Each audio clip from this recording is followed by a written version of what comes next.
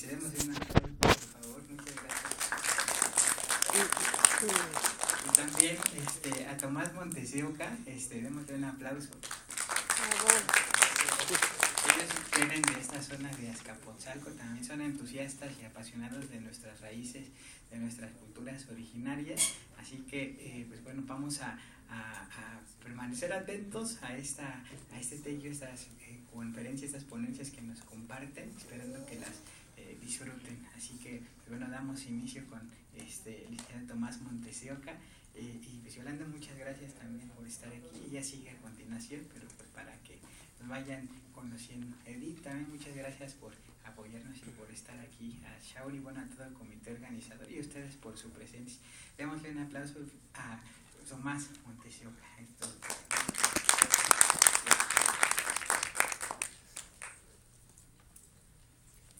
Bueno, nosotros queremos compartir algo muy sencillo. No es algo tan elaborado ni es algo tan profesional, pero sí es algo que queremos compartirles.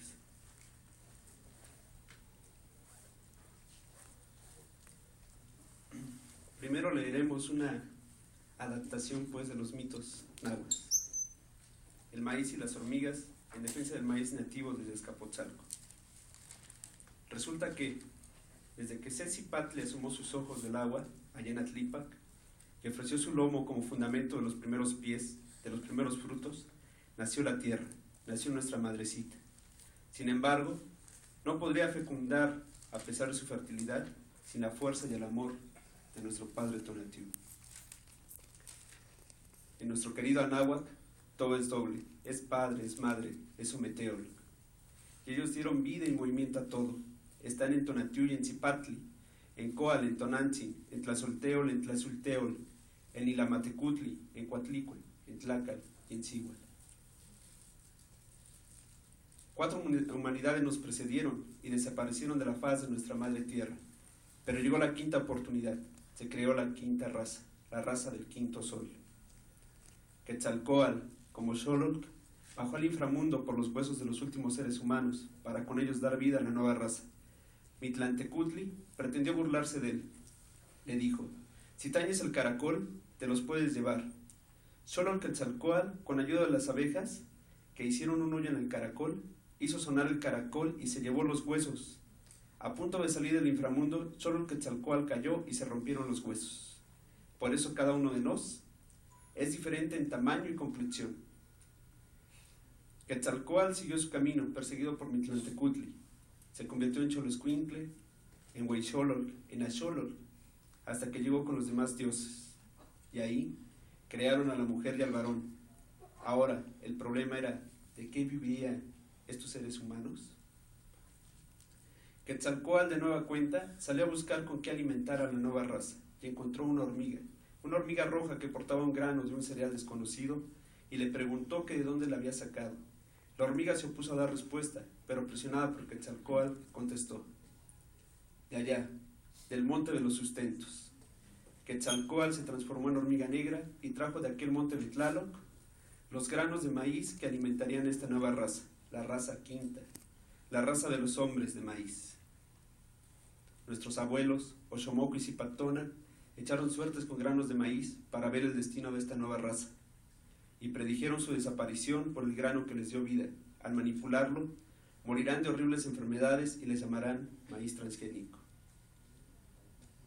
Los chintololos recordamos y honramos a la hormiga roja todos los días en el topónimo de nuestro pueblo, Azcapotzalco. Esta es la primera parte de la presentación que les queríamos compartir. Si gustan dejar la primera imagen, y voy a leer un texto muy pequeño.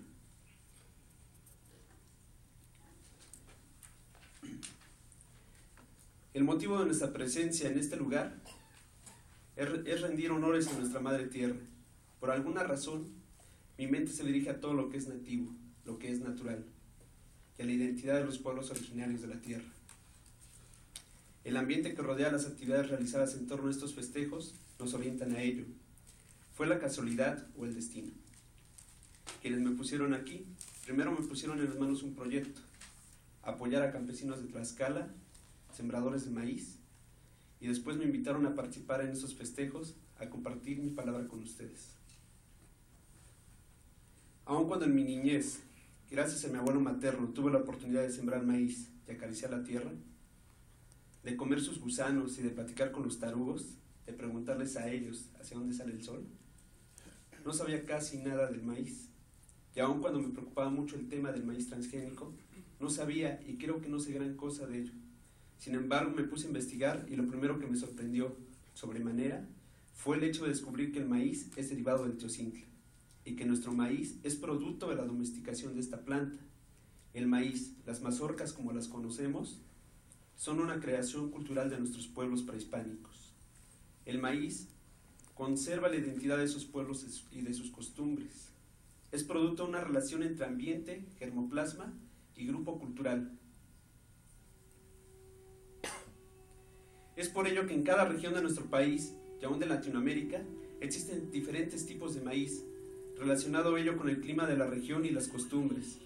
Esto según la teoría de la domesticación y diversificación, que dice que el maíz tiene un origen multicéntrico. Por ello es nuestro deber cuidar y proteger esta diversidad, todas las especies silvestres y cultivadas del género SEA. Por cuestiones culturales, míticas y religiosas, en el país se tienen diferentes costumbres. Por ejemplo, los tarahumaras o huirraricas, conforme al mito del primer sembrador, Huatacame, deben tener 5 especies de maíz, el derivado de ello, 5 mujeres.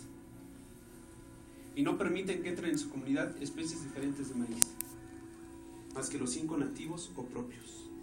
En otras zonas es muy apreciado el maíz rojo por las ceremonias que se realizan con ellos.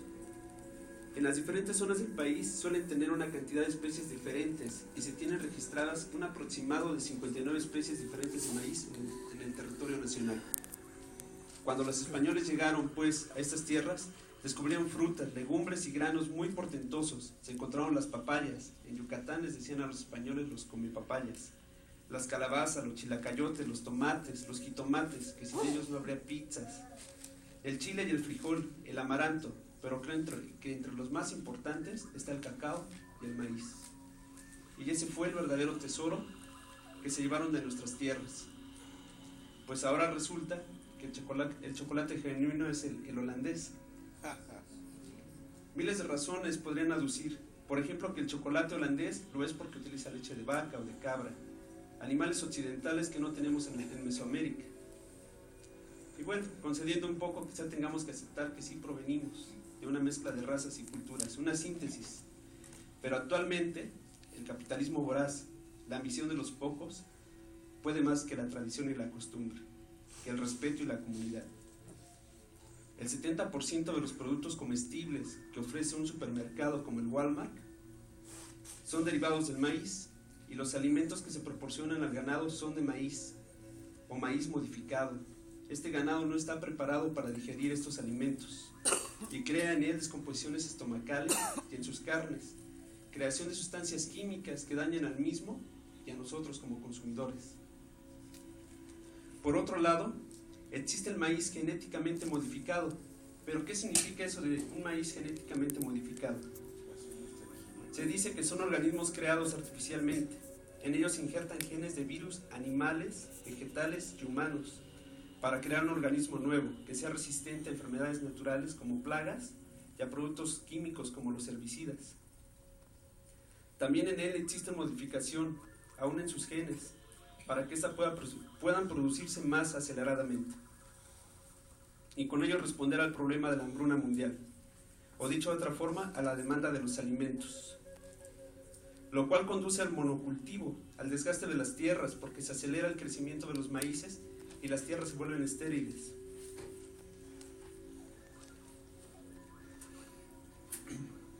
Ello nos lleva también al problema de que el maíz nativo deje de cultivarse conforme a sus prácticas ancestrales y culturales, y se produzca ahora solo con el fin de responder a la demanda de alimentos y a la demanda de la ambición económica de los grandes capitales y monopolios, como Monsanto, Bayer, Syngenta, Pioneer, que se han encargado, como la mayoría de los monopolios, de tener bajo su control la maquinaria y el registro de los métodos químicos que producen el maíz en gran escala y manipulan la ley para evitar que los pequeños productores les hagan competencia. ¿Qué destino le espera, pues, a un país donde la vida de sus comunidades gira alrededor de la siembra, de la cosecha y el consumo del maíz? En su identidad, en sus costumbres, en modo de vida. ¿Qué le espera a este país si se modifica el modo de producción, si se cosifica, si se masifica la producción del maíz? El maíz transgénico sería la muerte de los hombres del maíz. Y esto no es un sueño, no es una pesadilla. Desgraciadamente, la terrible realidad ya dio inicio en el año 2009, cuando el gobierno mexicano abrió a Monsanto las primeras siembras experimentales de maíz transgénico, empresa que controla el 90% de semillas modificadas transgénicamente. México importa al año aproximadamente 10 millones de toneladas de maíz transgénico, mismo que se procesa en el mercado de alimentos y llega principalmente a los supermercados, sin estar debidamente etiquetados, avisándonos que dicho producto fue elaborado con maíz transgénico. El caso, por ejemplo, es el de las Zucaritas, que está producido con maíz transgénico. Y el daño que puede causar estos productos a nuestra salud es irreversible, pues es causa de alergias, pérdida de fertilidad, daño terrible al hígado y a los riñones. ¿Qué nos asegura que el tamal o el atole que tomamos en la esquina no está elaborado ya con maíz transgénico? Por ello, antes de que se abriera el mercado al maíz transgénico, primero se debió de proteger a las especies nativas y criollas, entendiendo por criollo la mezcla de maíces nativos para producir una nueva variedad. Segundo, proporcionar realmente un apoyo al campo, a los campesinos, pues de ellos depende nuestra soberanía alimentaria. Por ello deben crearse políticas públicas que sean capaces de responder al reto de alimentar a millones de mexicanos y modificar las costumbres de las comunidades indígenas, y respetando la diversificación de la producción de maíz nativo mexicano. Si esto ocurriera, seguramente habría menos paisanos queriendo pasar al río Bravo, o con la inquietud de sembrar marihuana o amapola, en lugar de maíz, frijol, calabaza, chile, tomate, chilacayote, chayote, etc. Nuestra vida sería más sana y con mayor probabilidad de longevidad. Sin embargo, para los grandes consorcios, solo somos un negocio redondo. Hoy consumimos Coca-Cola, Zucaritas, cornflakes y mañana medicamentos que regulen los males de los que hemos de morir y que ellos también tienen las patentes. Y hasta el negocio de funerarias se está monopolizando ya. ¿Qué le importa este panorama a los gobiernos y a los consorcios? Pueblos educados con tradiciones y costumbres, pueblos con culturas.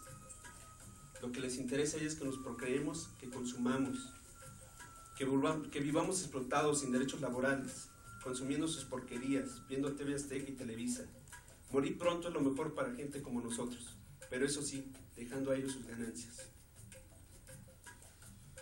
Por eso desde Azcapotzalco, el hormiguero, el lugar donde el topónimo hace honor a la hormiga roja, que mostrara Quetzalcóatl el monte de los sustentos, de donde se extrajo el maíz para la quinta raza, la raza del maíz.